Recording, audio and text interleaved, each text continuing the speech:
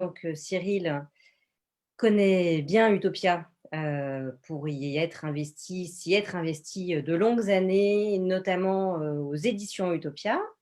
Et puis, il est surtout un spécialiste, international de ces questions climatiques puisqu'il a été le chargé, de programme, sur ces questions-là pour, l'association Greenpeace pendant, plusieurs années. Voilà, et donc on a la chance de le recevoir, ce soir sur ces questions. À toi. Merci, merci Prune, merci à tous pour cette invitation. J'espère que vous m'entendez bien.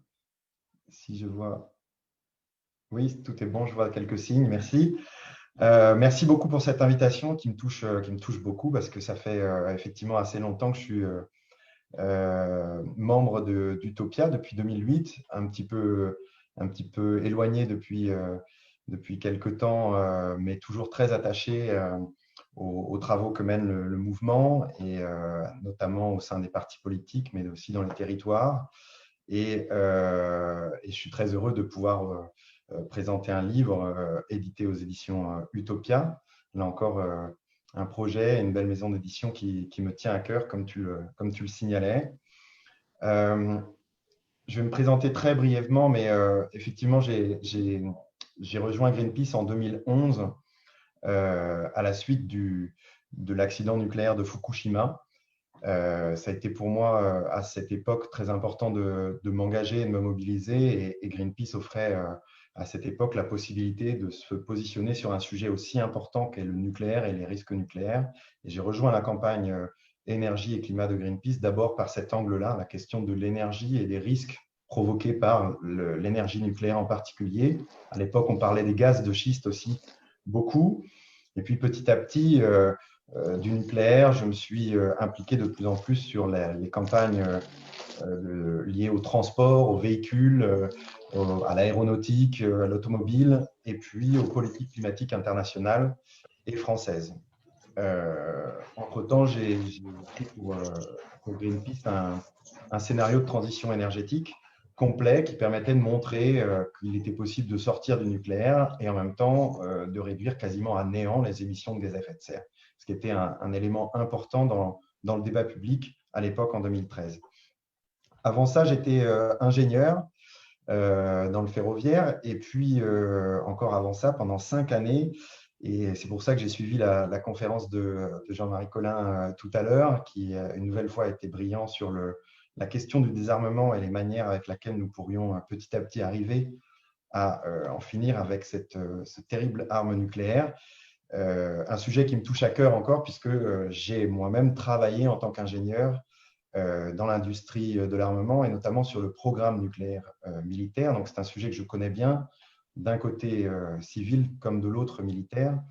Et c'est sans doute une des raisons qui m'a poussé à m'engager un petit peu plus en politique et notamment sur les politiques environnementales et de promotion de la paix. C'est cette question centrale qu'est le nucléaire, autant dans le programme civil que militaire. Mais aujourd'hui, ce n'est pas pour parler de nucléaire que je viens, et ce n'est pas sur le nucléaire que j'ai écrit non plus ce livre, c'est pour parler de climat, et en particulier de politique climatique.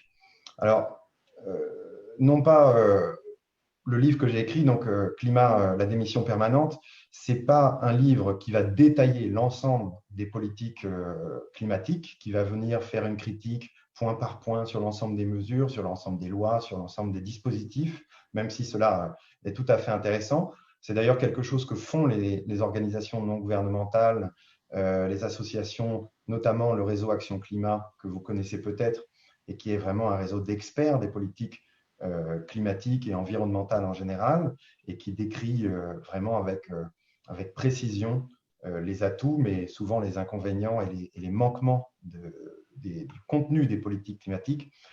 Aujourd'hui, je suis venu plus pour parler, et c'est vraiment le sujet du livre que j'ai écrit, c'est parler de la pratique et de la stratégie et des stratégies politiques des chefs d'État français. J'ai voulu revenir sur finalement ce qu'on dit, ce qu'on fait et pourquoi ils ont fait comme ça, les 4 derniers présidents de la République française, donc les présidents du 21e siècle, des 20 dernières années, donc de Jacques Chirac à Emmanuel Macron, en passant bien sûr par Nicolas Sarkozy et François Hollande. Alors pourquoi spécifiquement l'État? Pourquoi spécifiquement les chefs d'État, les présidents? Alors que je connais le mouvement Utopia, on est tous ici persuadés que les transitions passent et s'inscrivent dans notre quotidien, dans nos vies à nous, chacun citoyen, dans les territoires, dans les collectifs et les communautés. Nous savons tous cela, mais nous savons aussi, en tout cas je l'espère, que toutes ces transitions citoyennes ou territoriales seront de toute façon limitées tant que l'État ne changera pas la structure de sa politique énergétique, de sa politique environnementale, et que l'État n'entamera pas un certain nombre de transformations. Je vous donne un exemple. On peut sans doute cultiver son jardin, se nourrir, mais que ce soit les territoires ou les citoyens, nous avons qu'une portée très limitée sur toute la structure du monde agricole et la manière avec laquelle il s'organise. On a un impact, mais on ne peut pas on n'est pas en soi directement responsable de la manière avec laquelle ce monde est structuré, les objectifs qui sont fixés, y compris en termes commerciaux. Il en va de même avec l'industrie, où là encore, si l'on peut espérer qu'un jour, agriculture comme industrie soit beaucoup plus relocalisée à l'échelle du citoyen, en tout cas dans les 10, 15 et 20 prochaines années, le temps dans lequel s'inscrit la lutte climatique, cette démarche seront limitées et c'est toujours dans les mains de l'État que se décideront les politiques industrielles. Or, agriculture, industrie, ce sont des secteurs qui sont très fortement émetteurs de gaz à effet de serre et très fortement responsables des dérèglements climatiques. Le livre, en fait, il est issu de mon expérience à Greenpeace, bien entendu, pendant 8 années. J'ai mené le plaidoyer, j'ai été porte-parole, j'ai mené le plaidoyer auprès des ministères, de l'Élysée, du Sénat, de l'Assemblée. J'ai essayé de convaincre petit à petit les responsables politiques au niveau de l'État de mener les transformations et j'ai pu voir les difficultés qu'ils rencontraient déjà au niveau d'eux-mêmes, de leur structure, de leur parti et de leur propre culture politique, les difficultés qu'ils avaient à penser la transition écologique, la transition énergétique et les difficultés qu'ils avaient à l'engager tout simplement. Et j'ai pu aussi être témoin, et c'est ce qui a un petit peu déclenché l'envie d'écrire ce livre pour témoigner de ça, j'ai pu être témoin des stratégies qui étaient mises en œuvre, des tactiques qui étaient déployées pour que jamais, finalement, l'État n'ait réellement à rendre compte des échecs ou des insuffisances qu'il avait dans la mise en œuvre de la lutte contre le dérèglement climatique. Alors, bien sûr, ici, nous sommes tous conscients des insuffisances et des échecs, mais ce n'est pas forcément quelque chose de très compris encore et de très assimilé dans la société française. Et ça se traduit encore assez souvent, notamment dans les médias, par finalement, le président déclare quelque chose et puis on le cite, on dit, bon ben voilà, il a dit cela, mais on ne vient pas, en tout cas les médias ont encore du mal à venir apporter une critique réelle sur ce que signifie la parole présidentielle ou l'action présidentielle. Et c'est, comment dire, cette prise de conscience-là sur les diversions et les mystifications qui peuvent être mises en œuvre par les chefs d'État, les gouvernements et aussi par leur administration assez souvent.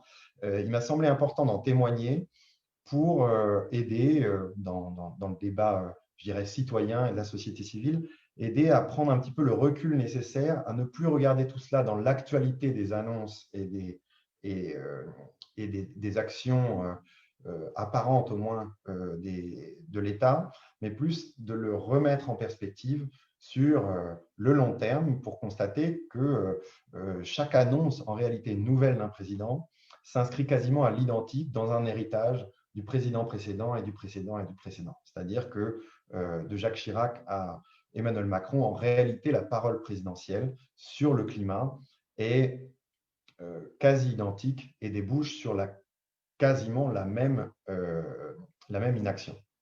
Parce que derrière les écrans de fumée, il y a une réalité. d'une part, les émissions de gaz à effet de serre en France ne baissent que très peu ou pas. Ça dépend de la manière avec laquelle on regarde et quel périmètre on regarde les émissions de gaz à effet de serre en France. J'y reviendrai si vous le souhaitez, mais en réalité, elles ne baissent quasiment pas. Et puis, l'autre réalité, c'est que les présidents continuent, poursuivent un plan politique, une doctrine dont ils ont hérité et qui empêche toute évolution positive et continue d'aggraver la crise climatique, tout au moins la contribution française à cette crise climatique. Et donc, j'ai voulu questionner, d'une part, la raison pour laquelle les présidents de la République se positionnent comme ça. Est-ce par ignorance ou est-ce parce qu'ils sont eux-mêmes bloqués dans un schéma dont ils ne savent pas sortir? Je vous le dis tout de suite, c'est un petit peu un spoiler du livre, mais je ne crois pas du tout à l'ignorance des présidents. Je pense qu'ils sont sachants, peut-être pas aussi experts que certains d'entre nous, mais ils sont suffisamment sachants pour pouvoir agir en conséquence et suffisamment. Voilà. Mais en tout cas, je vous en reparlerai, mais ils mettent en œuvre, ils donnent l'impression parfois de découvrir un petit peu les sujets climatiques. Le second point que je souhaite questionner dans le livre, c'est quels sont ces blocages finalement qui les empêchent de mener ces transformations, à quel point ils sont personnels pour eux, à quel point ils sont liés à leur propre histoire, et à quel point c'est lié à, au contraire, l'environnement dans lequel il évolue une fois arrivé au sommet de l'État, que ce soit les partis politiques, mais aussi leur majorité, leur administration, etc. Donc, voilà un peu les sujets que j'ai voulu aborder dans ce livre. Bien sûr, je vous en reparlerai, il n'aborde pas que ces sujets-là. J'en profite pour retracer en quelque sorte une sorte historique scientifique, historique sur les négociations climatiques, historique aussi de la critique du modèle de développement. Et puis aussi, j'en profite pour faire le point sur qu'est-ce que ça veut dire stopper le réchauffement climatique, qu'est-ce que ça veut dire quel est l'inventaire des émissions de gaz à effet de serre en France. Il y a tout un tas d'éléments qui m'ont semblé utiles pour développer mon propos dans le livre, mais aussi sur lequel il m'a semblé utile de revenir parce qu'on ne réexplique pas assez en fait cette question du dérèglement climatique, d'où il vient et comment y remédier. Et puis, dans l'historique que j'ai tracé sur les sciences et les négociations climatiques, il m'a semblé important en réalité de montrer que le sujet qui préoccupe aujourd'hui, qui nous préoccupe, nous tous, qui préoccupe un grand nombre de Français, et puis sur lequel les présidents tardent à se positionner, ce sujet-là, le dérèglement climatique, n'est pas une chose nouvelle. C'est quelque chose d'assez ancien qui a commencé à être tracé dès les années 60, vraiment, qui a vraiment été très documenté. Le discours des scientifiques, déjà dans les années 60, est assez proche de celui finalement du GIEC aujourd'hui. Donc, on a près de 60 ans de recul sur la question du dérèglement climatique et sur le fait qu'il est provoqué par les activités humaines. Et par ailleurs, quand on regarde la critique qui a été portée dès les années 70 sur le modèle de développement, on voit bien qu'aujourd'hui, c'est à nouveau et encore ce modèle de développement. Plutôt, en France, on va plutôt parler du modèle économique, la manière avec laquelle l'économie fonctionne et sur le moteur de l'économie, que ce soit industriel ou le commerce, que ce sont ces éléments-là qui bloquent la mise en place d'une transition écologique, environnementale, qui permet de résoudre la crise climatique, mais aussi en quelque sorte de lutter contre les pauvretés, notamment créées par la lutte environnementale. Je vais peut-être pas... comment dire, je souhaite rapidement qu'on puisse engager la discussion. Donc, je ne vais pas décrire tout le livre et vous l'expliquer parce qu'en plus, je suis sûr que Denis et les éditions souhaitent que vous le lisiez plutôt que je vous le raconte. Donc, je vais garder un petit peu d'éléments pour moi, mais juste pour vous dire un petit peu d'où il vient d'où vient ce livre et comment il m'est venu l'envie de l'écrire. Il y a deux choses. D'une part, on était en 2019, quasiment à la fin du printemps, et je voyais déjà comment l'année 2019 allait être une année un peu particulière sur le plan climatique. Je ne sais pas si vous vous rappelez, c'est quand même pas si loin, mais c'est vrai que depuis, on a eu l'année 2020 avec la crise du Covid et aussi un certain nombre de crises climatiques. en France. Mais l'année 2019, c'est vraiment une année où on a eu une sécheresse extrêmement longue, plus longue que jamais. On a eu des canicules, des vagues de chaleur, je ne sais pas si vous vous en rappelez, mais qui ont été à la fois longues et extrêmement intenses. Des records de chaleur, de pics de chaleur ont été battus dans la plupart des villes de France et des territoires de France. Et puis, on a eu une température moyenne sur toute l'année extrêmement forte. Et en quelque sorte, 2019, mais c'était vrai déjà en 2017, 2018, et puis c'est encore vrai en 2020, sont une forme de tournant pour la France sur le plan climatique. On voit bien qu'on est vraiment rentré, en tout cas dans la France hexagonale, parce que les territoires d'outre-mer, ils sont rentrés depuis bien longtemps, mais le territoire hexagonal est vraiment rentré dans les dérèglements climatiques. Ça y est, les sécheresses nous touchent et vont nous toucher plus régulièrement, les canicules, mais aussi les tempêtes. On le voit en ce moment avec la tempête Alex et les terribles impacts qu'ils ont dans le sud de la France, dans l'arrière-pays niçois. C'est donc en 2019 où j'étais très comment dire, à l'écoute de tous ces événements climatiques et qui me touchaient de près. Et puis m'est revenu en réalité des souvenirs de François Hollande. Alors, souvenir de François Hollande, ça peut vous apparaître bizarre. Je n'ai pas une fascination particulière pour lui, mais j'avoue que j'ai suivi tout son quinquennat en tant que responsable des campagnes climat et énergie de Greenpeace et j'ai beaucoup travaillé sur son programme, je veux dire, plutôt contre son programme environnemental ou du moins la vacuité de son programme environnemental. Et m'est revenu en fait un épisode qui se passait en novembre 2014. C'était une confidence à des journalistes et où il expliquait finalement avoir changé, avoir compris les enjeux du dérèglement climatique. Je vous lis rapidement la phrase, mais il disait au début, on ne croit pas que ce soit possible, mais ils apportent des projections qui sont effrayantes. Le « il » en question, ce sont les scientifiques du GIEC, qui parlent sans doute de Jouzel et de Valérie Masson-Delmotte. Ils apportent des projections effrayantes qui sont des cataclysmes qui se préparent. Et il ajoute, je n'aurais peut-être pas parlé comme ça il y a 2 ou 3 ans. C'est-à-dire que vraiment, à ce moment-là, il fait une confidence sur son aveu, il fait l'aveu d'avoir changé, d'avoir compris. Il faut savoir qu'à l'époque, en novembre 2014, il est déjà en train de préparer la COP 21 qui s'organisera à Paris. Donc, il m'est revenu un peu cette dissonance entre un discours, un aveu qui est fait publiquement, et puis l'enjeu dans lequel il s'était engagé, qui était la COP 21, réussir à obtenir des accords globaux pour le climat. Et je me suis dit, c'est étrange, comme je vous l'ai dit tout à l'heure, je ne crois pas vraiment à l'ignorance ni à la stupidité des chefs d'État. Je ne suis pas forcément toujours convaincu par leur sincérité ou comment dire, leur bon vouloir et leur volonté de s'inscrire dans une forme de progrès pour tous, pour les Français, mais je ne crois pas du tout à leur stupidité, à leur ignorance. Je me suis dit, s'il dit ça, c'est pour une raison particulière. Il a besoin de mettre en scène que lui-même a changé récemment. Et la raison pour laquelle je repensais à François Hollande, c'est que en 2019, nous avons eu la même scène qui se rejouait avec Emmanuel Macron. C'était au moment des mouvements de la jeunesse sur le climat, un petit peu le moment où en France, enfin, cette jeunesse commençait à manifester son aspiration pour une action climatique au niveau de l'État, une action climatique ambitieuse et d'envergure.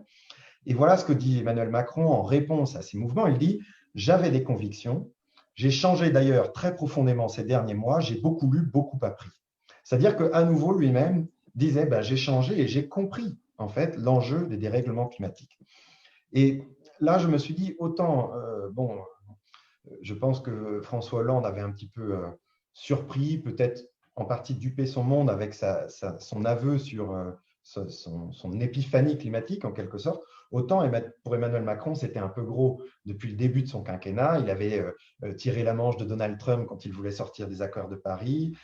Il avait organisé un sommet climatique à Paris, le One Planet Summit, pour mobiliser les financements pour la transition énergétique et la lutte contre le dérèglement climatique. Donc, qu'en 2019, Emmanuel Macron dise ça, c'était à nouveau complètement louche pour le coup. Et Mais là encore, ce n'était pas par hasard, ce n'était pas pour rien. Il n'est pas stupide. S'il a dit ça à ce moment-là, c'était pour une raison particulière. Et je me suis rappelé qu'en réalité, c'est quelque chose qu'ont déjà fait Nicolas Sarkozy et Jacques Chirac auparavant. C'est-à-dire que Nicolas Sarkozy, en 2006, quand il signe le pacte écologique de Nicolas Hulot avant de devenir président, il vient surprendre tout le monde et dire, regardez, moi aussi, je me positionne sur l'écologie, j'ai compris. Et d'ailleurs, à l'époque, rappelez-vous, il disait à tout le monde, j'ai changé, je me suis présidentialisé, j'ai complètement changé. Et la petite musique du changement était déjà là. Et quant à Jacques Chirac, c'était en 2000, hein, à La Haye, à la fin de son premier mandat, et puis en 2001 à Orléans, il commençait à apporter un discours critique sur le dérèglement climatique, sur l'impact et l'inaction des politiques publiques en France comme ailleurs, qui avaient entraîné une destruction de l'environnement. Et vous savez, ça a abouti sur le fameux discours de Johannesburg en 2002, où vraiment il a eu un discours, alors fameux en France, pour le coup, qui n'est pas forcément aussi fameux hors de France, mais sur la maison brûle et nous regardons ailleurs, une forme de critique vis-à-vis de l'ensemble des chefs d'État qui étaient présents, mais aussi une critique vis-à-vis de lui-même. Rappelons-nous, c'était quand même le Premier ministre défenseur du nucléaire, défenseur de l'agriculture intensive, défenseur de l'industrie automobile et qui avait, en tant que maire de Paris, livré complètement la ville à la voiture. Donc un vrai personnage politique qui avait un comportement comment dire, de destruction de l'environnement extrêmement fort et qui tout d'un coup avait des discours politiques très précis, très fins sur les destructions environnementales. Pour autant, son deuxième quinquennat, son deuxième mandat, s'est soldé par un échec complet sur la lutte environnementale et climatique, notamment les émissions de gaz à effet de serre qui ont continué d'augmenter jusqu'à la fin de son mandat. Pourquoi je vous raconte tout ça? Parce que c'est un peu ce qui m'a mis la puce à l'oreille en me disant mais pourquoi je n'allais pas finalement essayer de transmettre et témoigner de cette stratégie-là, mais aussi toutes les autres que j'avais repérées, parce qu'il y en a beaucoup d'autres. Hein, je dirais que tout le long du quinquennat, du début du mandat d'un président jusqu'à, on va dire, le vote de la loi climatique, il y en a toujours eu une dans les quinquennats, il y a tout un récit qui s'installe avec tout d'abord l'aveu de la prise de conscience, mais aussi un certain nombre d'éléments que vous découvrirez dans le livre, je ne vais pas tous les détailler, mais qui jalonnent le mandat des présidents et qui viennent créer un récit valorisant une forme je dirais presque d'activisme climatique des présidents. On les voit alors, à l'échelle internationale, en France, mener des débats, mener des discussions, avoir des discours très forts. Et cet activisme des présidents, il sert en fait à nourrir le mythe de l'excellence climatique française, à dire ben, non, non, l'histoire, c'est que la France est très bien partie dans sa lutte climatique et d'ailleurs à l'avant-garde, c'est un mot qu'on entend souvent, de la lutte climatique à l'international. On entend beaucoup Emmanuel Macron le dire, mais les autres présidents l'ont fait auparavant.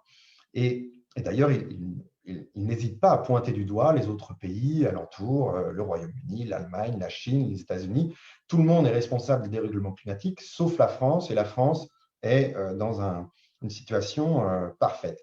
Mais en réalité, là encore, ce récit qui est construit, et c'est ce que j'analyse dans le livre, hein, j'analyse tous les éléments qui construisent ce récit d'excellence climatique, il sert à dissimuler, bien sûr, les mauvais choix et les mauvais résultats du pays en matière climatique, mais il sert surtout, et c'est là-dessus que je développe l'argumentaire, il sert surtout à retarder le plus tard possible le moment où il sera inévitable de confronter leur doctrine économique, leur politique économique et les exigences liées au dérèglement climatique. C'est-à-dire que pendant qu'ils parlent de la loi climatique, des objectifs de la loi, ou qu'ils font débattre des citoyens, comme nous l'avons vu dernièrement avec la Convention citoyenne, ils se disent, ben, pendant ce temps-là, on n'attend pas de moi que j'agisse, je vais tout simplement attendre que le débat soit terminé, que Nicolas Hulot ait une fois de plus intervenu pour rappeler les exigences vis-à-vis de l'État ou que d'autres responsabilités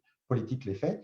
Les présidents, que ce soit Emmanuel Macron, que ce soit François Hollande avant lui, Nicolas Sarkozy ou Jacques Chirac, ils vont s'inscrire dans une temporalité comme ça pour ne jamais devoir questionner, remettre en cause publiquement leur modèle économique, leur doctrine économique. Et c'est ça que j'ai voulu, si vous voulez, un petit peu amener dans le bouquin, c'est-à-dire sortir de cette espèce de narration du volontarisme climatique des présidents, la décortiquer pour pouvoir prendre du recul et regarder à nouveau derrière ce qu'il y a. Alors, je sais que dans le mouvement Utopia, c'est quelque chose sur lequel vous avez déjà beaucoup travaillé, dans les racines très anticapitalistes, anti-croissance du mouvement. Il y a cette réflexion sur le modèle économique. Mais je crois que c'est quelque chose qu'il faut réaborder sans cesse. En réalité, on voit bien comment très rapidement Emmanuel Macron a tourné la page de la question de la décroissance dans le compte-rendu de la Convention citoyenne, où les citoyens eux-mêmes s'étaient questionnés, n'avaient pas forcément arbitré, mais s'étaient vraiment interrogés sur, en tout cas, la notion de décroissance ou de croissance et peut-être la nécessaire le pas de recul qu'il fallait prendre vis-à-vis de cette exigence de croissance, sans forcément rentrer dans la décroissance. Eh bien, on a vu Emmanuel Macron vraiment tourner la page très rapidement là-dessus en disant ça, ce n'est pas quelque chose dont il peut être question dans la lutte climatique. Et bien sûr, avant lui, Jacques Chirac, Sarkozy et François Hollande avaient fait la même chose. Alors, donc ça, c'est vraiment, je dirais, l'élément clé du livre. Peut-être que, je ne sais pas, Prune, si peut-être je m'arrête là dans un premier temps, s'il y a Oui, des… oui, mais justement, merci beaucoup. J'ai justement une question pour rebondir là-dessus. Parce que cette question de la mystification des présidents de la République, l'existence d'un récit qui porte sur un activisme climatique qui s'oppose en fait à la réalité de l'inaction des politiques français, ça me rappelle un petit peu ce qu'on peut retrouver sur l'aide publique au développement, sur la lutte contre la pauvreté dans le monde, où on a un discours comme ça très généreux et qui n'est absolument pas suivi des faits. Mais dans ce cas-là, on peut le comprendre parce que la France a ses intérêts économiques et elle a intérêt à développer un discours et à ne pas le mettre en application parce que ça sert ses intérêts. En fait, elle ne va pas se dépouiller, donner pour rien quand elle donne. Dans le cadre de l'aide publique au développement, elle donne pour avoir un retour pour ses entreprises, pour créer un débouché, un marché, etc. Donc, dans ce cas-là, on peut le comprendre. Là où j'ai du mal à comprendre, en fait, l'inaction, c'est que, évidemment, à court terme, ça impliquerait une remise en cause du modèle économique auquel les politiques, les présidents français ne sont pas prêts. Mais en fait, même pas à moyen terme, très rapidement, le modèle économique risque de s'effondrer juste par disparition de terres vivables, quoi, ou par la réduction d'espace où puisse se développer ce modèle économique. Quand les sécheresses se développent sur l'ensemble du territoire, quand les épisodes climatiques, des pluies torrentielles, etc., se reproduisent de façon extrêmement fréquente, on arrive à un modèle à un moment où en fait le modèle lui-même est menacé. Et c'est pas à long terme, comme tu le disais, en 2019, on a un vrai tournant et où tout le monde touche du doigt qu'il y a un truc qui va plus en fait. Et donc voilà, j'ai du mal à comprendre cette cécité. Tout le monde a ouvert les yeux, et alors que ceux qui défendent ce modèle, en fait, le défendent envers et contre tout, et malgré l'évidence de la catastrophe imminente qui menace le modèle lui-même. Voilà.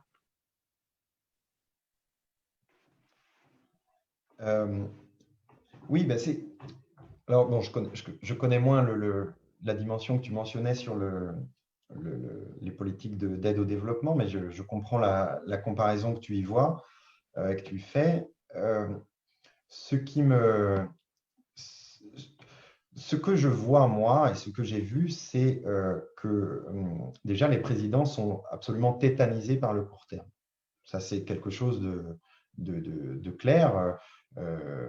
On a vu François Hollande, par exemple, qui, au début de son quinquennat, avait plutôt une offre en termes de transition énergétique qui pouvait être intéressante. On parlait de réduction de la consommation d'énergie, de réduction du nucléaire, de très fortes ambitions de baisse d'émissions de gaz à effet de serre, mais qui s'est retrouvé confronté, qui s'est retrouvé complètement tétanisé par l'idée que les transformations nécessaires allaient remettre en cause un certain nombre d'industries et de sites industriels en particulier.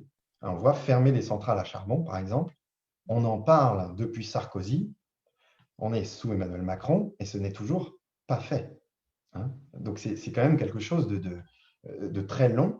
Et pourquoi? Parce qu'il s'agit de tout simplement fermer des sites industriels et dire, donc déjà, une forme de destruction d'emplois, de dire à des salariés, voilà, vous n'allez plus faire ça, vous allez faire autre chose. Il faut mettre en place en tout cas un dispositif pour les accompagner, pour s'assurer qu'ils conservent des revenus décents et en même temps qu'ils puissent se projeter dans l'avenir, etc.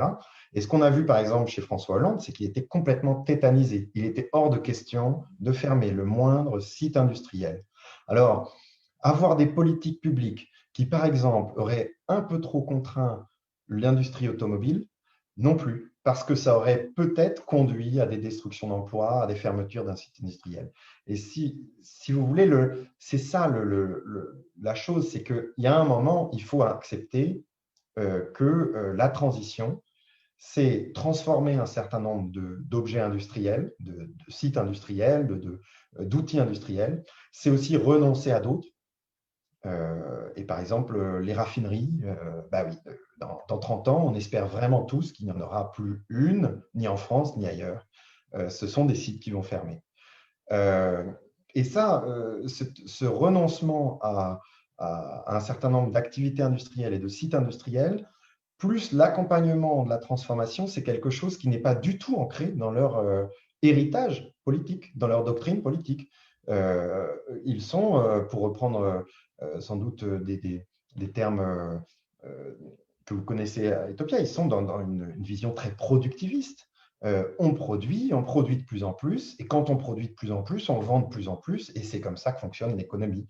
Et donc, on ne va pas commencer à supprimer telle branche de l'industrie, supprimer telle autre, ou nuire à la compétitivité d'une branche au risque d'induire un certain nombre de destruction d'emplois. De la même manière qu'on ne va pas s'aliéner des agriculteurs qui font très peur, parce qu'ils ont une capacité de se mobiliser et de montrer leur mécontentement. On ne va pas s'aliéner des agriculteurs en leur imposant une transformation de leurs pratiques agricoles à court terme.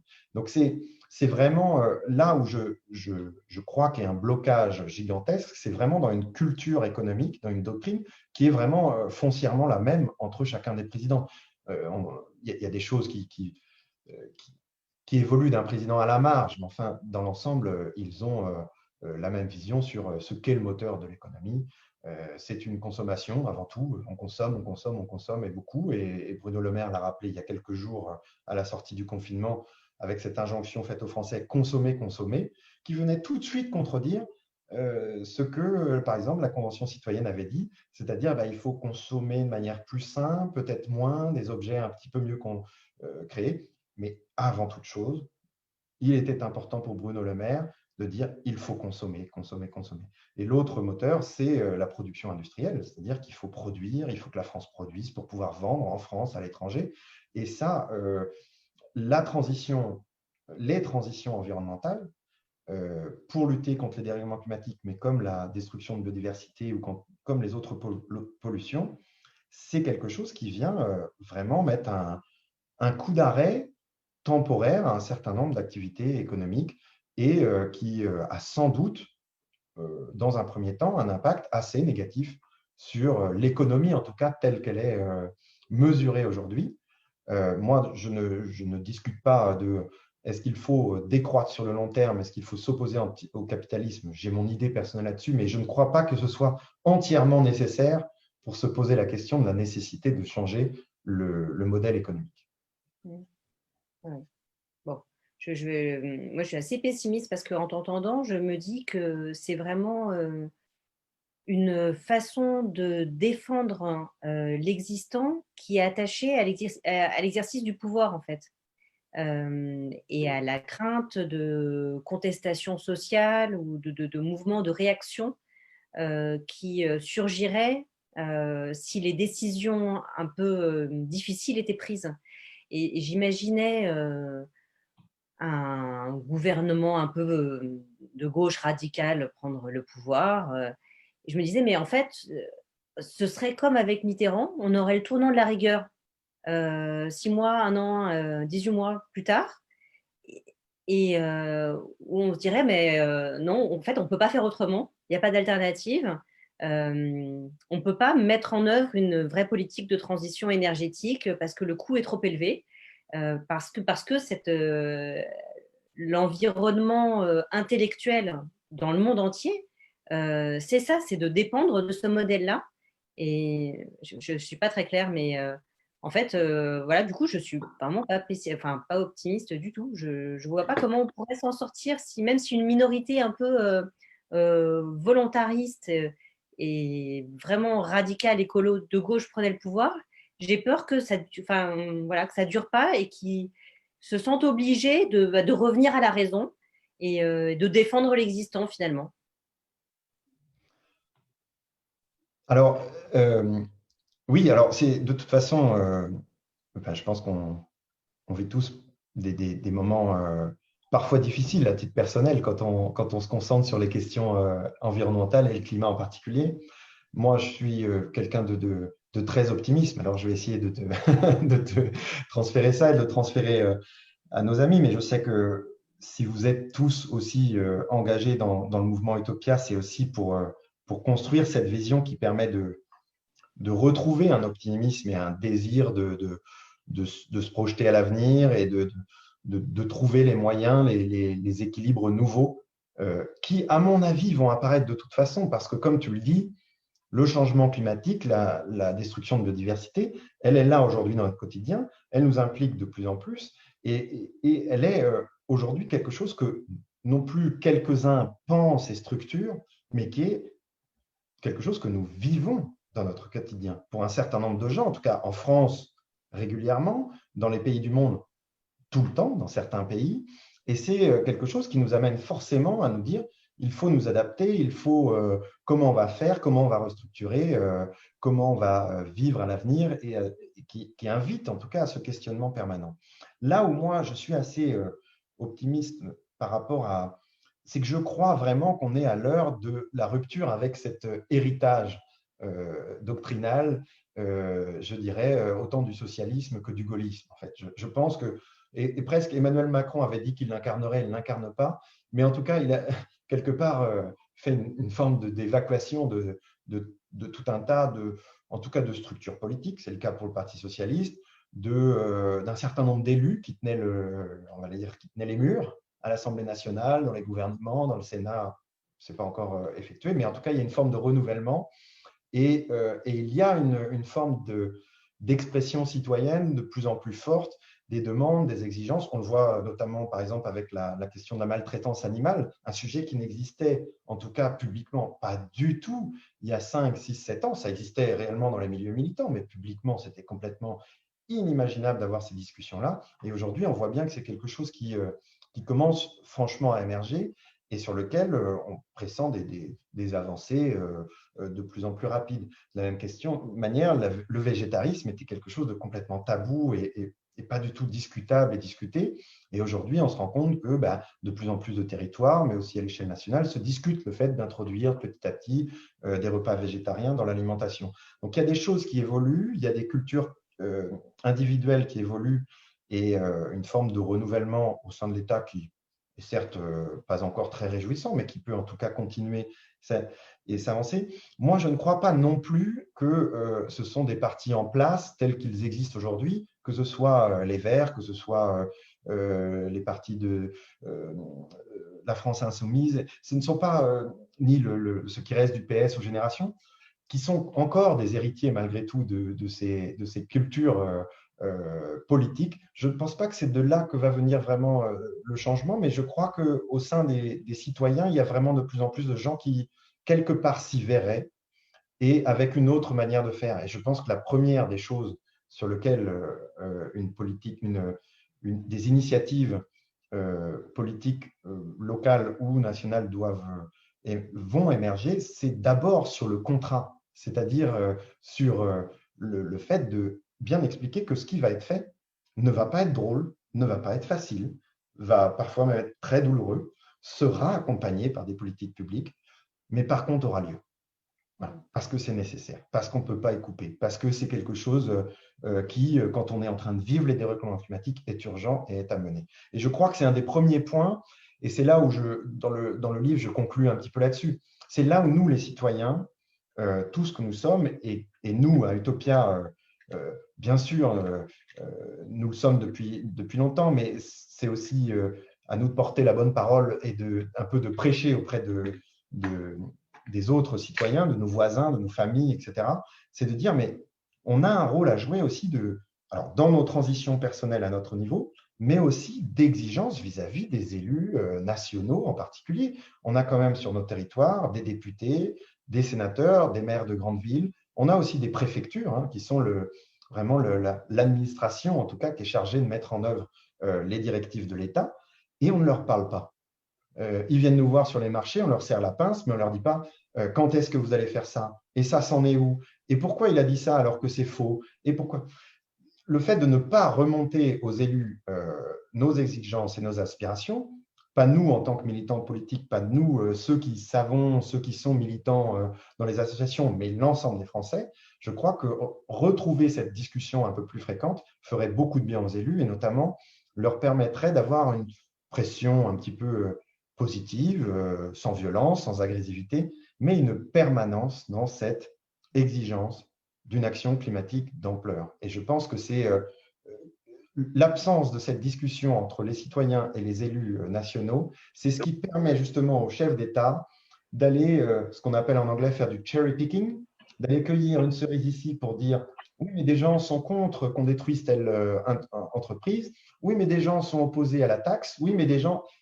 Oui, mais il y aura toujours des gens qui s'opposent. La question, c'est sur quel contrat, collectivement, nous serions d'accord pour avancer et à quelles conditions, d'un point de vue sociétal, nous serions d'accord pour en accepter malgré tout les désagréments. Voilà. Donc, je pense qu'il y a il y a quelque chose à construire d'un point de vue de l'engagement citoyen qui n'est pas là. Et donc, il y a de l'espoir, tant qu'il y a des choses à faire à ce niveau-là. Bon, il y a de l'espoir. Alors, je me fais houspiller de partout parce que je n'ai pas donné le titre entier de ton livre aux éditions Utopia, Climat, la démission permanente de la Maison Brûle à la Convention citoyenne, c'est ça? Oui. Voilà, ça c'est fait. Et ensuite, prends les questions s'il te plaît. Oui, alors je prends les questions. Il y en a plusieurs sur le sujet des lobbies. Alors, je te les cite comme elles sont posées. Tu parles comme si les présidents cités avaient tout le pouvoir, mais il serait bon de regarder en face le pouvoir réel et immense des lobbies et des filières industrielles. Comment évalues-tu le rôle important des lobbies, de la finance, de l'économie, des médias sur les non-décisions des présidents? Et puis, on avait une autre question. Quelle est l'influence des grands groupes en termes de pression sur les États? Enfin, voilà, c'est toujours un peu la même question qui est revenue plusieurs fois. Oui, alors… qu'il y ait des lobbies et que les présidents se retrouvent gênés par la pression exercée par les lobbies, c'est certain. Est-ce que, pour autant, ça les dédouane de s'y soumettre? C'est-à-dire que, quand même, on se retrouve assez souvent avec des lois qui sont effectivement influencées très fortement par les lobbies et souvent, il n'y a que les associations, les ONG, et je l'ai fait beaucoup lorsque je travaillais à Greenpeace, qui dénoncent et qui disent attention, derrière telle loi, tel décret, telle chose, il y a en fait le lobby des chasseurs, le lobby du nucléaire, le lobby de ceci et de cela. Oui, mais quand on est président, on peut aussi dire être quand même avoir une parole publique qui permet de retracer aussi ces influences et de dire bon, alors moi, d'un côté, on me dit ça, qu'en pensent les Français d'une certaine manière? Qu'en pensent les citoyens? Est-ce que vous croyez réellement ce que disent ou est-ce que vous croyez comme moi que l'on peut faire autrement et que l'on peut avancer autrement? Donc, oui, les lobbies, mais enfin, on voit très peu de résistance de la part des responsables politiques, des élus de plus haut niveau, très peu de volonté finalement de résister. et de s'y opposer.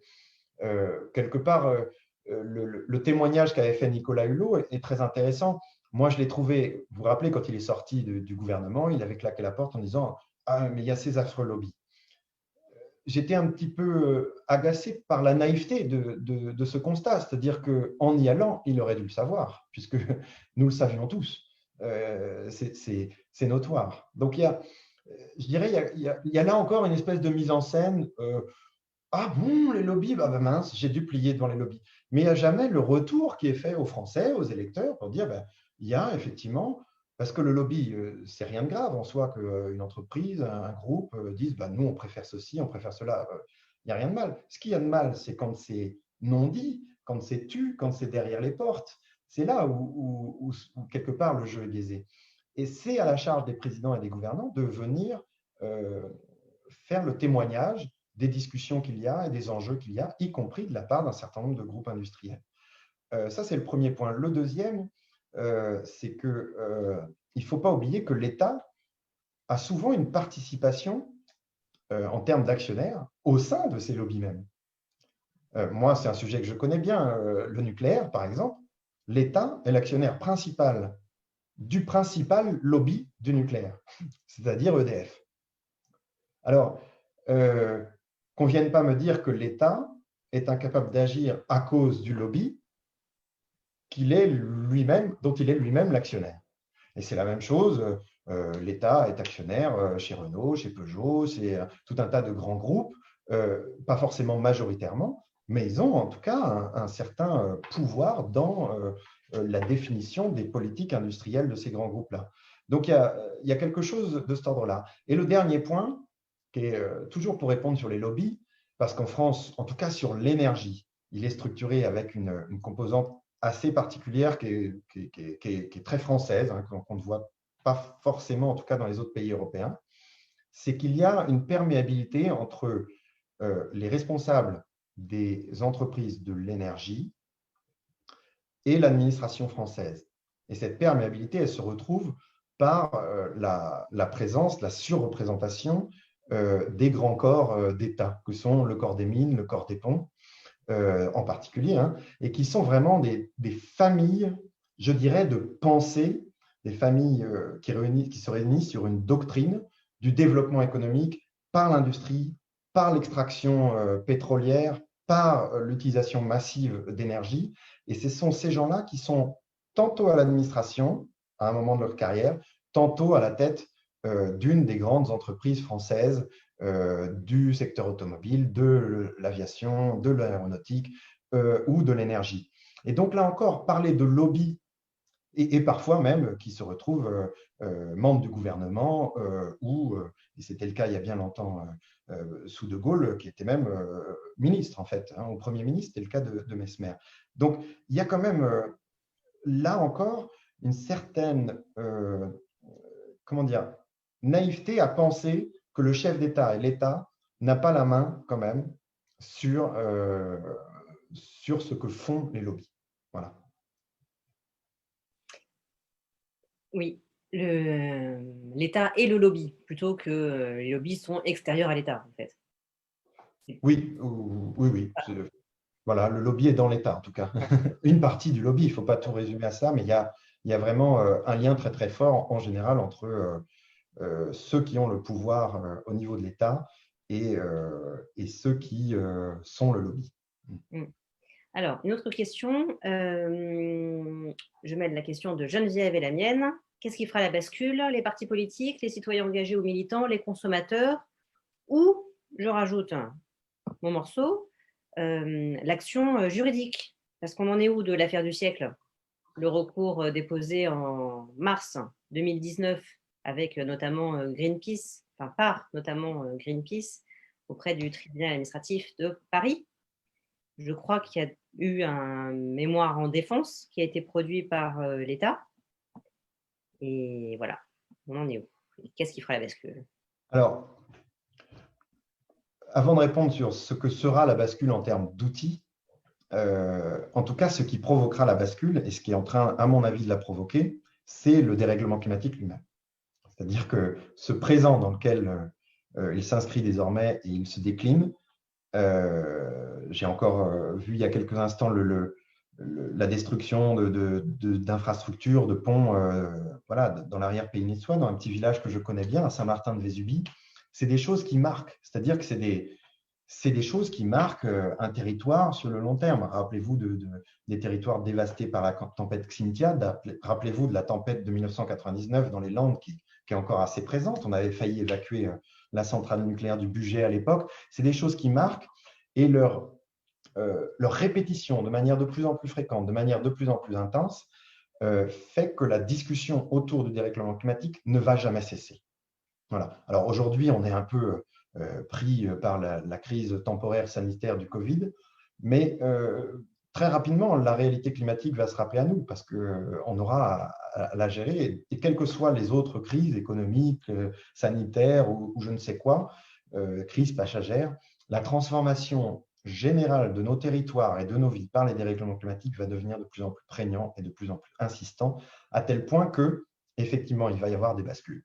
Voilà. Pas forcément une à un moment, mais une série de bascules, inévitablement, parce qu'il sera, à certains endroits, en France comme ailleurs, ce sera une question de survie du territoire lui-même. Donc, il y a vraiment ce déclencheur, en tout cas. Ensuite, sur les moyens, moi, je suis partisan de la multiplicité des moyens, la multiplicité des origines des moyens, et pas forcément de l'unification de tous autour d'un élément qui serait particulièrement efficace. C'est vrai que ces dernières années, il y a eu deux nouveautés dans la lutte, allez, je vais dire trois, même si trois nouveautés dans la lutte climatique. La première, c'est l'implication des jeunes. C'est quelque chose d'assez récent, hein, ça date à peu près de 2018, notamment déclenché par la grève de l'école de Greta Thunberg, mais ça prend des formes assez différentes dans le monde. C'est vrai que c'est une nouveauté qui est qui va beaucoup aider parce que peut-être les plus jeunes ne sont pas aussi sages et résignés que les plus adultes que nous sommes. Le deuxième élément, c'est les stratégies de désinvestissement.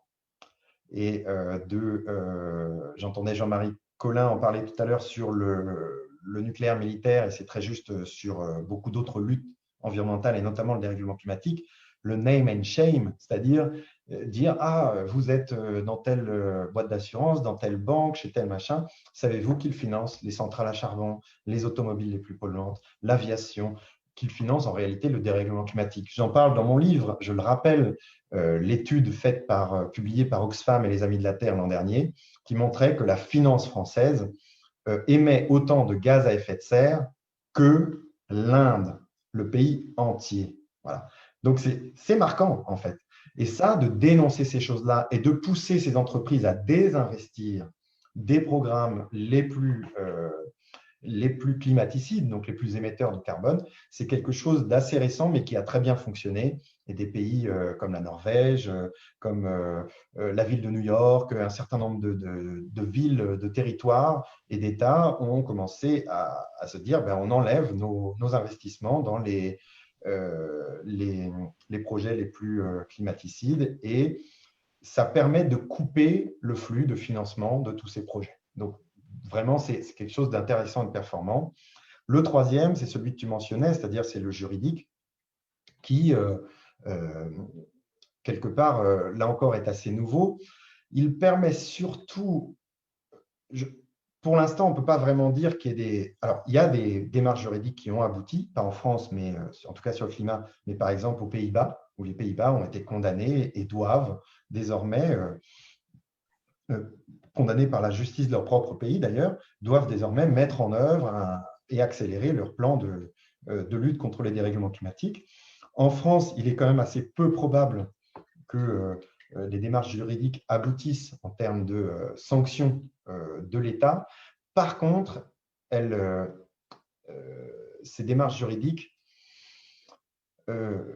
quelque part, disqualifient l'action des leaders parce qu'elles montrent que si ça passe, c'est vraiment parce que, notamment, la Constitution n'est pas adaptée pour sanctionner les manquements à la protection du climat, mais que ça permet vraiment de diffuser l'information selon laquelle l'État français est en train de complètement échoué dans la lutte contre les dérèglements climatiques.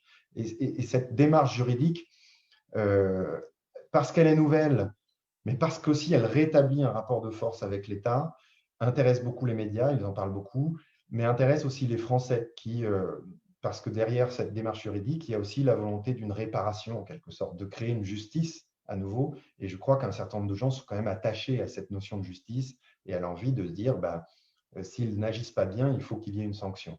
Donc je pense que l'impact des démarches juridiques est très important. Puis on a quand même gagné régulièrement des choses plus petites que ce que cherche l'affaire du siècle, mais qui permettent à chaque fois de faire évoluer la législation et d'aller être un peu plus exigeant dans la lutte contre les dérèglements climatiques. Donc, il y a une démarche.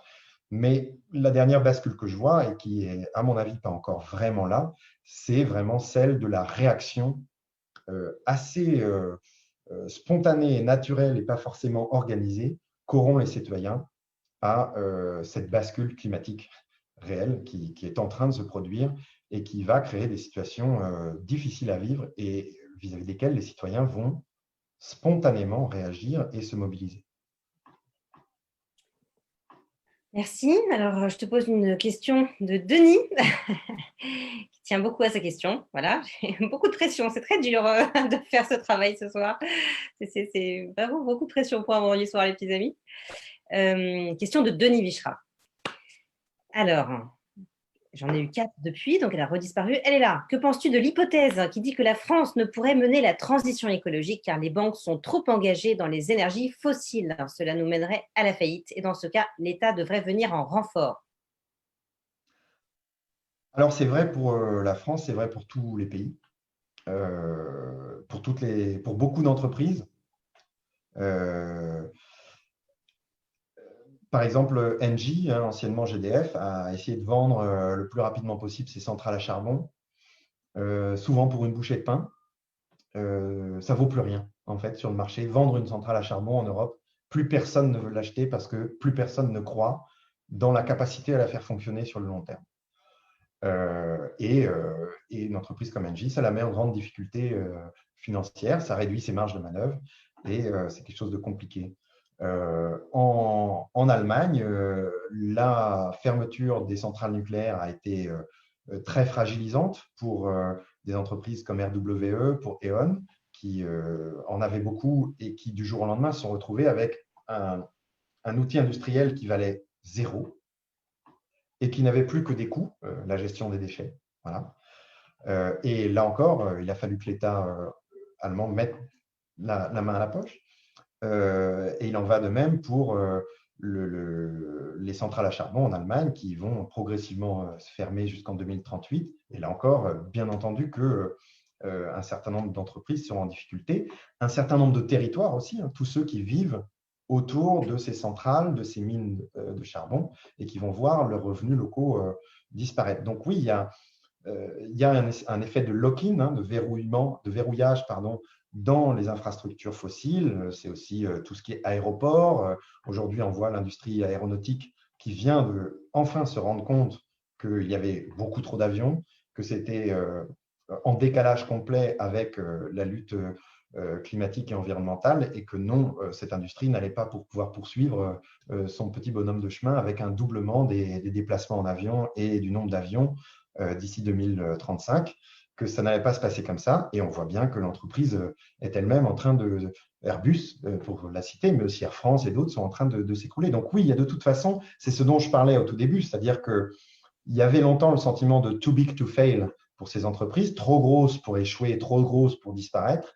Et on les voit aujourd'hui complètement vulnérables. Si l'État n'aide pas, par exemple, Airbus, dans un an, Airbus a mis la clé sous la porte parce que tout simplement, ils ne produiront plus un seul avion avant assez longtemps et les déplacements aériens ne vont pas repartir bientôt. Donc oui, il y a quelque chose à faire du côté de l'État pour les soutenir, pour rendre possible les transitions énergétiques. D'une certaine manière, ils le font déjà.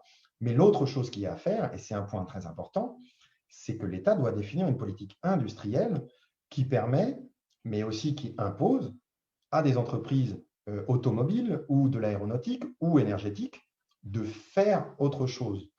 C'est-à-dire de ne plus se concentrer sur ce qui était leur cœur de métier et qui est responsable d'émissions de carbone. Par exemple, l'aéronautique, la construction aéronautique peut tout à fait se lancer dans la production d'éoliennes. C'est quand même des choses assez similaires, hein. Ce sont des ailes qui volent différemment et qui tournent différemment, mais pour avoir étudié la chose dans mes études dans mécanique des fluides, c'est grosso modo les mêmes matériaux, les mêmes technologies et les mêmes savoir-faire. Donc, il y a des choses à faire de ce côté-là, et pareil pour l'automobile, du côté du solaire, du côté des systèmes électriques, etc. Donc, il y a une vraie définition que l'État devrait avoir sur sur la politique industrielle, et il y a un vrai accompagnement, bien sûr, que l'État doit avoir, et c'est pour ça qu'il doit changer aussi sa structure économique. Aujourd'hui, les revenus de l'État viennent en particulier de la production industrielle et de la consommation de produits qui détruisent qui émettent trop de gaz à effet de serre. Il doit structurer aussi sa fiscalité, les rentrées fiscales pour l'État pour financer tout ça, sur, au contraire, les activités, en favorisant les activités plus vertueuses pour dégager des marges de manœuvre fiscales et financer les transitions. Alors, j'ai d'autres questions, mais je ne les poserai pas parce que beaucoup de gens qui posent des questions. Et Pierre, une question qui nous anime beaucoup à Utopia en ce moment. Ne penses-tu pas que l'aliénation au progrès, dans sa dimension culturelle, est un frein à la prise de conscience quant à la nécessité de changer le système? Alors, On a besoin de ton éclairage là-dessus, parce qu'on s'écharpe sur cette question. Alors, bon, je sais qu'il y a, enfin, je ne sais pas s'il y a encore un débat au sein du mouvement Utopia sur la notion de progrès, etc., mais je ne suis pas sûr je suis pas sûr que j'utiliserai le bon mot. Alors, je vais plutôt parler de technologie, en tout cas, d'une approche ultra technologique d'un certain nombre d'élus, des présidents, des industriels, c'est-à-dire que la solution serait technologique. C'est le cas dans le domaine énergétique. On parle de la manière avec laquelle on va produire, mais pas de l'usage et des besoins en réalité. On a bien vu comment le débat sur la 5G, par exemple, a été, ça paraissait complètement hallucinant de devoir renoncer à ce joyau de la technologie, ou en tout cas de devoir se poser la question de est-ce que finalement on fait la 5G maintenant, est-ce qu'on la fait plus tard, ou est-ce qu'on fait finalement la 6G dans 5-6 ans, c'est-à-dire on fait une forme de pause justement pour éviter d'augmenter la pression technologique sur les besoins énergétiques, etc. Et de la même manière, on ne s'est pas posé la question de eh bien, si on va sur la 5G, est-ce qu'on n'en profite pas pour dire aux producteurs et aux vendeurs surtout de téléphones portables, d'accord, mais vous récupérez tous les téléphones portables, vous assurez une chaîne de recyclage et vous engagez à ce que les téléphones portables que vous vendrez qui sont compatibles avec la 5G sont bien, intègrent une partie de recyclage, de réutilisation et de réparation des anciens terminaux téléphoniques liés à la 4G. Des choses comme ça ne sont pas discutées parce qu'il y a une espèce de, alors pour le coup là, fascination pour ce progrès, cette nouvelle technologie qui va, vous allez voir, nous résoudre une partie du problème. Et en réalité, je crois moi, que cette vision ultra technologique, elle n'est pas tant sincère que ça, mais elle est bien pratique. C'est-à-dire que je crois réellement qu'un certain nombre de gens dans l'administration et même parmi les membres du gouvernement et peut-être même les présidents savent bien qu'il n'y aura pas de vertu environnementale dans ces nouvelles technologies, en tout cas pas de la manière avec laquelle ils les développent, mais leur enrobage environnemental, green technology, permet de développer un business avec les mêmes principes que précédemment. C'est-à-dire, on produit des produits neufs, on les consomme et on fait marcher la machine économique comme ça, de la même manière qu'avant. Donc, je ne suis pas certain que leur fascination pour la technologie et le progrès soit réellement sincère. En revanche, je suis certain qu'elle est tout à fait pratique pour maintenir un modèle économique, le même modèle économique. Alors, je continue sur les questions sans rebondir, puisque c'est le rôle qu'on m'a assigné et qui est très frustrant. Question de Geneviève. Les États agitent les pertes d'emplois pour ne pas condamner certaines entreprises parmi les plus polluantes. Que penses-tu à ce sujet du rôle des syndicats qui pèsent donc pour conserver les emplois Et comment régler cette question de l'emploi, qui ne serait pas un problème avec une solution comme le revenu d'existence, le revenu de base? Oui. Alors, bon, l'emploi, enfin, on l'entend tout le temps, c'est souvent, et c'est ce que je vous disais un petit peu plus tôt, c'est souvent ce qui permet de dire, bon, ben non, on ne va pas mettre telle mesure en place, on ne va pas fermer les centrales à charbon, les centrales nucléaires, etc. Ou on ne va pas trop contraindre la production automobile parce que ça détruirait des emplois, etc. etc. Donc, on voit bien que c'est à la fois une vraie préoccupation pour les Français, et ça on peut comprendre, puisque c'est leur seule source de revenus, en tout cas pour la majorité des Français, tant qu'il n'y a pas de revenus garantis pour tous, indépendamment des activités de travail. Donc, vis-à-vis des Français, c'est logique que cela inquiète. Euh, Là où je trouve… Alors, je ne sais… Comment dire? Les syndicats ont un rôle à jouer là-dedans, ça c'est certain. Je pense que leur rôle est effectivement de s'assurer que… enfin, la question est de savoir si oui ou non ils ont conscience du rôle qu'ils ont à jouer. Est-ce que le rôle est de préserver l'emploi, c'est-à-dire s'assurer qu'il n'y a jamais de destruction d'emploi? Auquel cas, l'impact l'impact de certaines entreprises, de certaines industries sur l'environnement ne sera jamais réduit, puisque typiquement, une centrale à charbon doit être fermée. C'est une destruction d'emploi nette et il faut l'accepter. Donc, préserver l'emploi et protéger toute destruction d'emploi, c'est quelque chose de contre-productif dans la lutte environnementale.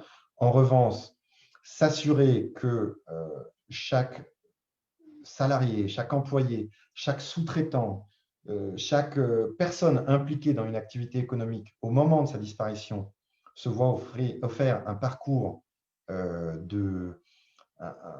la continuité de son parcours, c'est-à-dire en termes de revenus, en termes de formation professionnelle, en termes, y compris parfois de localisation territoriale, que tout cela soit bien protégé et garanti. J'ai pas, alors, j'avoue que je n'ai pas forcément suivi de très près l'implication des syndicats, mais j'ai parfois eu l'impression qu'ils n'étaient pas prêts à discuter de ces transitions sociétales, du volet sociétal des transitions environnementales, et qu'ils étaient parfois tout simplement opposés à la fermeture des moyens de production les plus nocifs sur l'environnement. Mais petit bémol à ce que je dis, je ne suis pas certain que ce soit entièrement de leur faute, c'est-à-dire que la manière avec laquelle est organisée la discussion sur les transitions environnementales, elle est de toute façon dictée par l'État qui dit voilà ce qu'on va faire, et quelque part, ils n'ont plus que…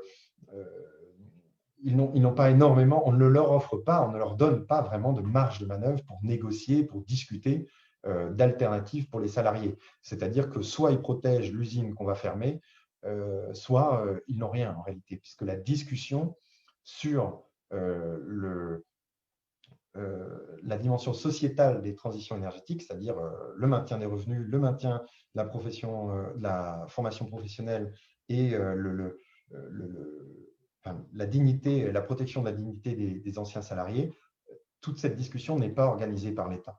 Et je crois que c'est quelque chose qui manque vraiment. Je sais que, par exemple, c'est quelque chose sur laquelle Nicolas Hulot avait dit qu'il allait travailler notamment sur les fermetures des centrales à charbon, de se dire, voilà, comment on construit le volet sociétal des fermetures de centrales à charbon. Mais là encore, il n'a pas trouvé d'écho au sein du gouvernement pour mener cette chose-là. Donc, les syndicats, s'ils ne jouent pas forcément entièrement le jeu des transitions en s'opposant parfois à des fermetures de sites, je crois que c'est aussi parce que la manière avec laquelle la discussion et le débat est organisé au sein de l'État n'est pas du tout vertueuse sur justement ces transitions sociétales. Alors, on a deux questions qui se complètent un peu de Philippe et Georges. Une classe dominante n'emploie-t-elle pas tous les moyens pour faire perdurer sa bafferie? Ok, et donc la question disparaît quand je suis en train de la poser. Donc, voilà. Mais écoutez, Tu vas dans elle est là. résolu. Ouais, ouais, dans résolu, fallait la mettre dans résolu maintenant, quoi.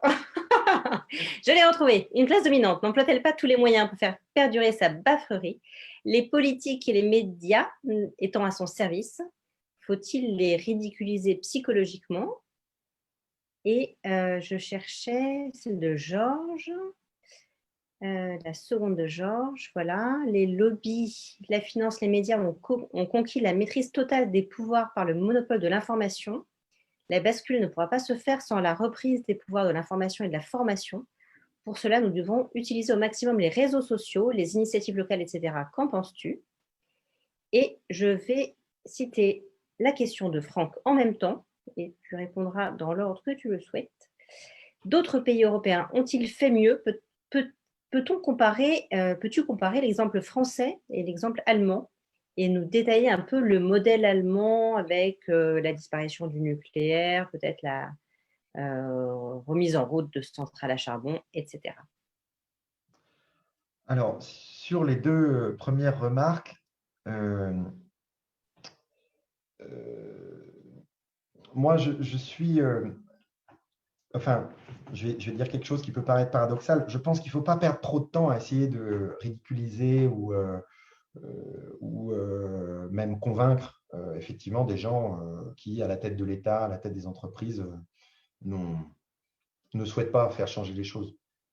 Comme je le disais, je crois que ce sont des gens sachants, ce sont des gens en tout cas capables de raisonnement, je ne dirais pas intelligents, mais capables de raisonnement. Et ils savent, j'ai pu le mesurer dans les rendez-vous que j'ai eus avec des chefs d'entreprise, des responsables d'entreprise, des conseillers dans les cabinets, des ministres, etc. Ils savent absolument tout ce qu'on leur dit. Ils le connaissent par cœur. Donc, ce n'est pas faute de savoir qu'ils ne font pas, c'est faute de vouloir, voilà, ou de savoir faire les transitions, mais en tout cas, ce n'est pas faute d'accès au savoir. Moi, je ne perdrai pas trop de temps en fait avec tous ces gens-là. Je crois qu'ils ont fait leur temps et qu'ils ont montré leur incapacité à agir. En revanche, je me concentrerai sur comment faire émerger, malgré tout dans le cadre démocratique qui existe. Je ne suis pas forcément en train de penser à des formes révolutionnaires qui aboutiraient à on ne sait pas quoi non plus, mais en tout cas, réussir effectivement à faire émerger au sein de ceux qui le souhaitent, qui se mobilisent, au sein des Français inquiets, au sein des militants, au sein des espaces politiques comme le mouvement Utopia ou d'autres, effectivement de faire émerger, de passer du temps à faire émerger une alternative politique qui tout simplement prendrait la suite de tous ces gens-là.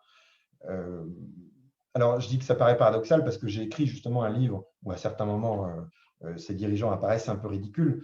Oui, parce que ça m'a semblé important de le décrire vraiment par le menu pour pouvoir montrer qu'il ne fallait pas s'occuper justement de tout ça. Que tout ça, c'était une petite histoire qui visait à nous occuper et qui occupe d'ailleurs beaucoup, assez souvent, les organisations non gouvernementales, les syndicats aussi, qui n'arrêtent pas de débattre. On débat. L'État est là, mais débattez, s'il vous plaît, discutez, et pendant ce temps-là, ne fait rien. Donc, il y a une forme de mise en scène très cynique, et moi, je crois qu'il faut le savoir, c'est pour ça que je voulais le décrire, mais le savoir pour ne plus s'en occuper. Voilà. Pour ne plus, voilà, mais pour au contraire, alors, plus s'en occuper, ça ne veut pas dire ne plus s'opposer à eux, mais il faut construire cette opposition, construire une force, des forces d'ailleurs politiques, pourquoi pas plusieurs, qui puissent venir les remplacer. Donc voilà, j'alerterai sur un point quand même, sur les réseaux sociaux. Bon, ça reste des médias au moins des puissants, au moins des puissances économiques, de très grandes entreprises et qui ne sont pas beaucoup plus, ouvertes à l'idée que nous puissions petit à petit nous organiser et organiser des alternatives. Donc, petit bémol à ce sujet. Sur la question de Franck sur la France et l'Allemagne, je regarde l'heure aussi parce que là, ça peut être aussi vaste et long au point qu'il faut que je réfléchisse bien à comment l'aborder. Petit point, du coup, je vais égrener un certain nombre de choses qui me sont apparues très importantes et que j'ai détaillées d'ailleurs dans le livre. Petit 1, la France, et je l'ai dit tout à l'heure, se dit pays de l'excellence climatique parce qu'elle a notamment développé le nucléaire. Et donc, la production d'énergie électrique en France est effectivement quasiment sans carbone. Voilà.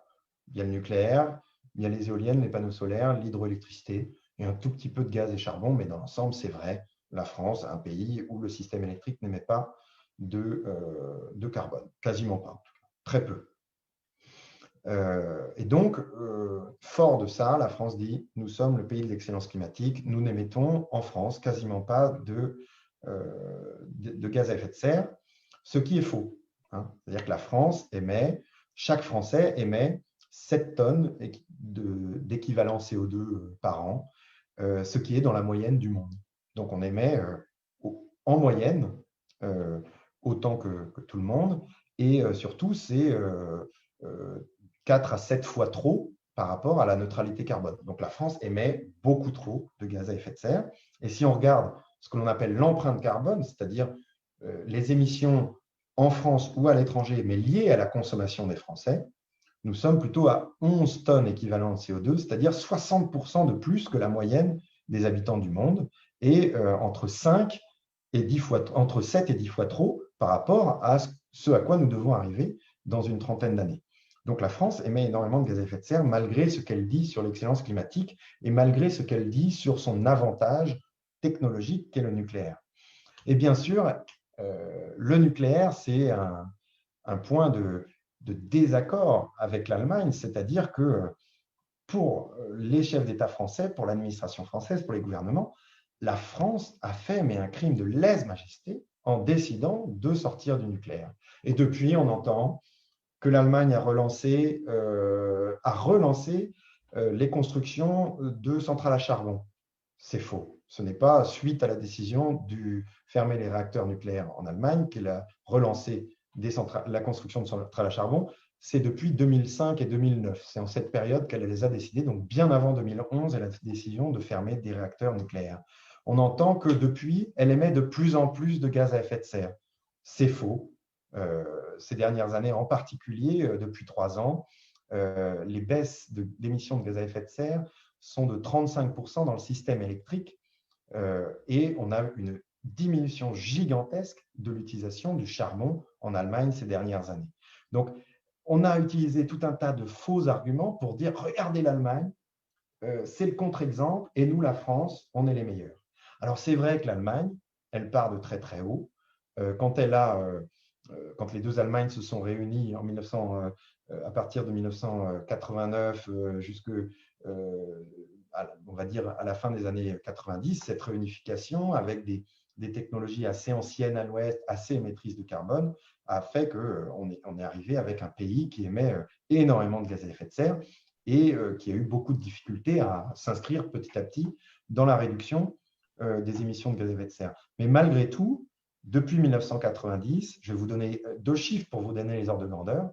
La France a retiré à peu près 100 millions de tonnes sur 500 de gaz à effet de serre chaque année. C'est ce qu'elle émet sur son territoire. Elle en émettait à peu près 550.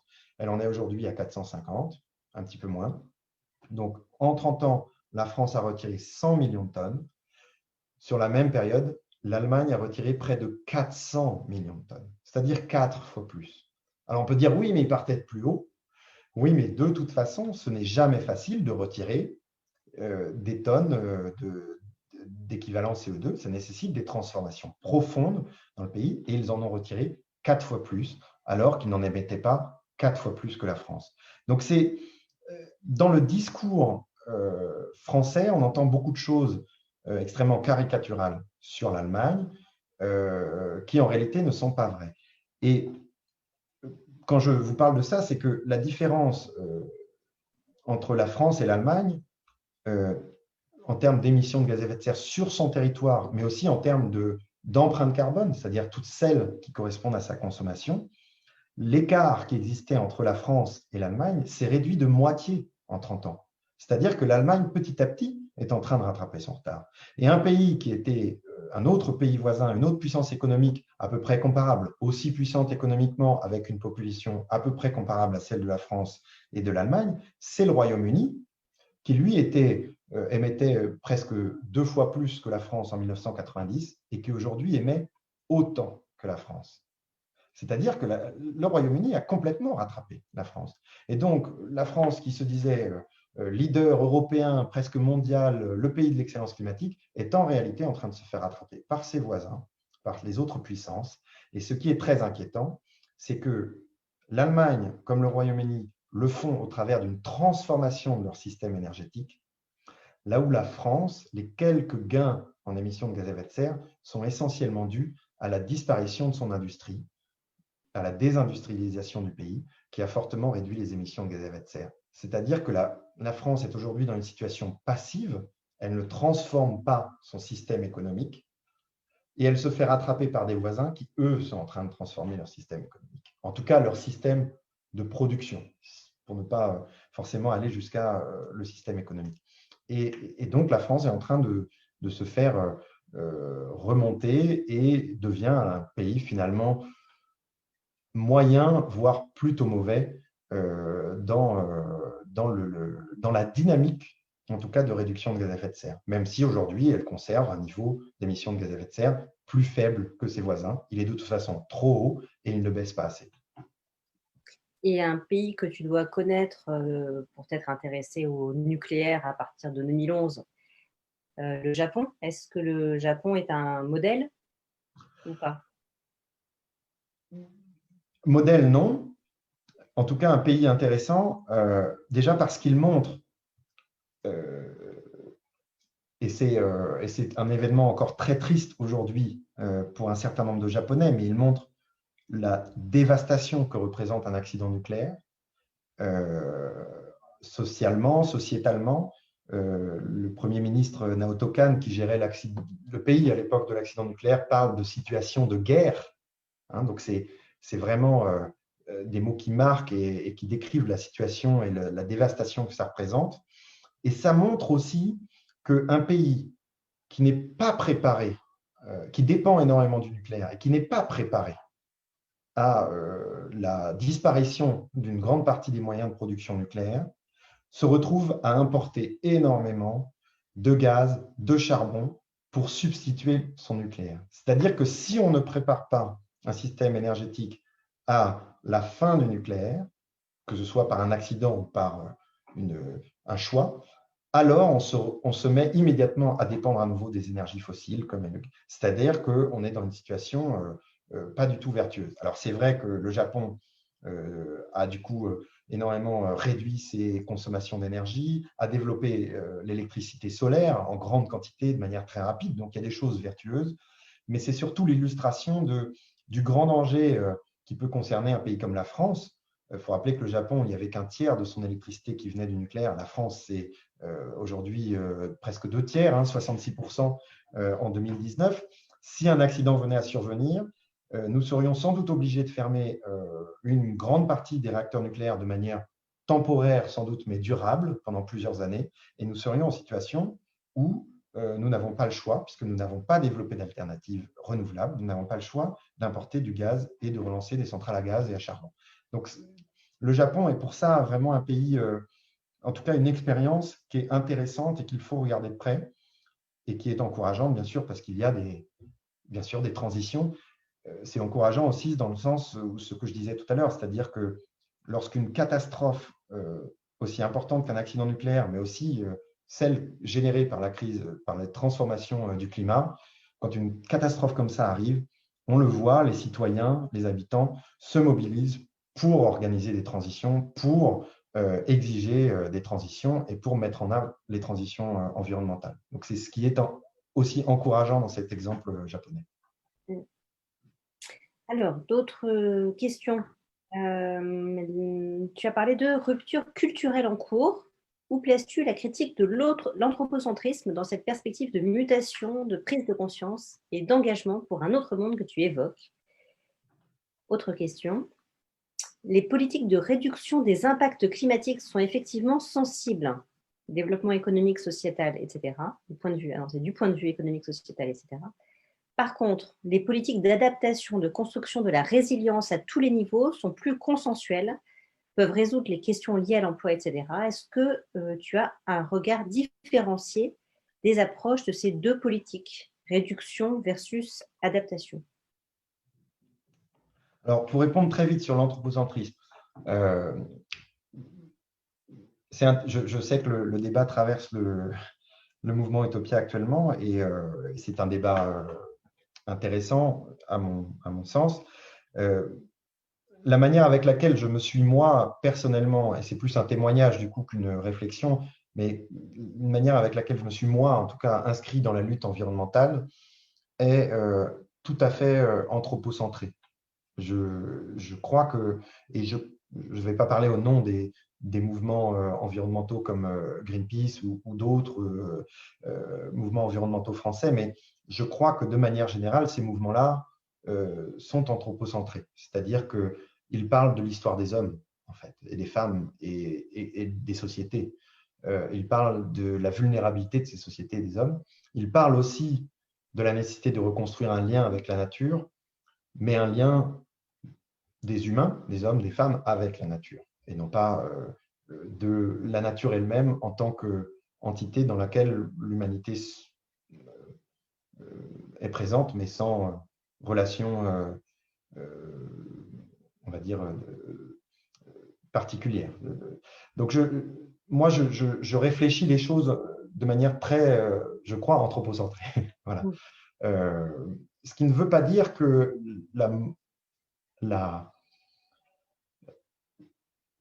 qu'il ne faut pas se questionner, il ne faut pas exclure de nos réflexions le questionnement sur l'éthique vis-à-vis de la nature et les droits de la nature elle-même à exister indépendamment des hommes. Voilà. Je crois que l'entrée anthropocentrique, en tout cas, dans laquelle je m'inscris, n'exclut pas pour autant de, par exemple, réserver un certain nombre de zones à tout le monde sauf l'humain. Voilà. À la nature dans son ensemble, à toute la faune, toute la flore, sauf l'humain. Je crois qu'on peut aussi décider, nous, de limiter un certain nombre de nous, en tant qu'humains, de limiter notre présence, de limiter notre relation et nos échanges avec la nature. Mais je ne crois pas vraiment qu'une action des humains, des hommes, des femmes qui militent, par exemple, pour le climat, pour la biodiversité, qu'une action de ces gens-là, de nous tous, soit compatible avec une remise en cause de l'anthropocentrisme, puisque c'est fondamentalement anthropocentrique. Voilà. Sur l'adaptation, alors oui, il faut distinguer absolument les deux choses qui sont la lutte pour réduire les émissions de gaz à effet de serre, donc l'empreinte des activités humaines sur le climat. Il faut le distinguer de l'adaptation. Et en même temps, il faut aussi comprendre comment elles se nourrissent, c'est-à-dire qu'on peut essayer de s'adapter, mais si on n'a pas fait le travail sur la réduction des émissions de gaz à effet de serre, on va s'adapter sans cesse et sans fin parce que tout cela va continuer et s'amplifier et s'aggraver. Et les politiques d'adaptation, elles sont liées à, je dirais, elles sont différentes suivant qu'on est à tel niveau d'élévation de température ou à un niveau bien supérieur ou à un niveau encore supérieur. Et tant que la dynamique d'aggravation, donc de hausse de température, tant que la dynamique d'émission de gaz à effet de serre n'a pas été stoppée, l'adaptation sera une espèce de course en avant et de fuite en avant qui nous poussera à toujours devoir se réadapter, toujours devoir quitter des nouveaux territoires et toujours devoir se réinventer. Et réinventer des solutions. Donc, je dis attention à ne pas aller trop vite sur l'adaptation, même s'il faut le faire, parce que tout ça sera vain tant qu'on n'aura pas complètement stoppé la dynamique de réchauffement climatique, sachant que la stopper, les scientifiques le disent, hein, quand on aura atteint la neutralité carbone, c'est-à-dire arrêter d'émettre des gaz à effet de serre dans l'atmosphère, le processus de réchauffement ne s'arrêtera pas immédiatement. Il faudra des dizaines, voire centaines d'années pour que la température se stabilise à nouveau et que le climat se stabilise. Mais au moins, on aura un domaine de température dans lequel tout cela va se jouer et effectivement, on pourra plus facilement organiser les adaptations. Alors, 2 autres questions, un peu précises. La première, une grande autonomie régionale impliquerait-elle moins de gaz à effet de serre? Pardon? Une plus grande autonomie régionale. Et l'autre question, tu évoques un objectif à 30 ans, alors que la réalité évoquée par plusieurs scientifiques est celle d'une nécessité de mutation radicale immédiate ou au plus tard à 10 ans. Qu'en est-il? Alors, je vais commencer par cette dernière question. Oui, il y a plusieurs appréciations hein, du délai que l'on a. Euh, Par exemple, les scientifiques du GIEC, quand ils regardent l'ensemble des scénarios et des simulations qu'ils ont faites, ils disent, ben voilà, il faut que pour maintenir l'élévation de température en dessous de 1,5 degré d'ici la fin du siècle, l'élévation de température moyenne à l'échelle du globe, en dessous de 1,5 degré à l'horizon de la fin du siècle, il faut que nous atteignions la neutralité carbone entre 2040 et 2055. Voilà. Donc, ils nous disent on a entre 20 et 35 ans. D'autres sont plus alarmistes et disent avec les boucles de rétroaction et notamment tout le méthane qui pourrait être rejeté par le permafrost, la fonte du permafrost, le méthane emprisonné dans le permafrost et sa fonte, on risque d'avoir une accélération très rapide du réchauffement global qui lui-même accélérera la fonte du permafrost, qui lui-même du coup rejettera plus de méthane. Et le méthane qui a une capacité, un pouvoir de réchauffement qui est extrêmement élevé à court terme et qui disparaît passé une dizaine ou une quinzaine d'années. Donc, oui, on peut considérer que nous avons un peu moins de temps que 20 ou 35 ans pour agir, mais qu'on doit agir plutôt possible. Et certains scientifiques même disent ben, je ne crois même qu'il est presque trop tard pour, en tout cas, des objectifs tels que 1,5 degré d'élévation de température ou 2 degrés. Moi, je ne m'attacherai pas trop à savoir si c'est 10, 20 ou 35 ans. Je m'attacherai plus à savoir ce que l'on va faire l'an prochain, voilà, et l'année d'après. Quelle que soit la perspective de temps, qu'elle soit 10, 20, 25, 35, ou bien même qu'il soit trop tard pour atteindre 1,5 degré à la fin du siècle, de toute façon, le truc le plus important, c'est d'agir déjà radicalement l'an prochain et d'augmenter l'année d'après et d'augmenter encore l'année d'après. C'est ça qui doit aujourd'hui nous obséder et sur lequel on doit travailler. C'est le super court terme. Non pas que les plans d'action doivent être de super court terme, mais le point de départ des plans d'action doit être à hyper court terme. L'an prochain, ou même dans 6 mois, ou même, voilà, si on peut convaincre Emmanuel Macron de faire quelque chose avant la fin de son quinquennat, c'est ça qu'il faut faire. Ce n'est pas essayer de le convaincre qu'après son quinquennat, il fasse quelque chose, c'est avant la fin de son quinquennat. Sur l'autonomie régionale, je crois que ça peut… Comment dire ? Il y a plusieurs aspects dans l'autonomie régionale. Il y a l'autonomie d'un point de vue politique. Donc, je crois qu'effectivement, le côté, comment dire, la proximité avec le citoyen, avec les situations vécues, avec le terrain, est forcément quelque chose qui facilite l'action de transformation. On le voit aujourd'hui, c'est dans les villes, dans les villages, dans les territoires plus petits que vraiment les choses évoluent et évoluent parfois très très vite.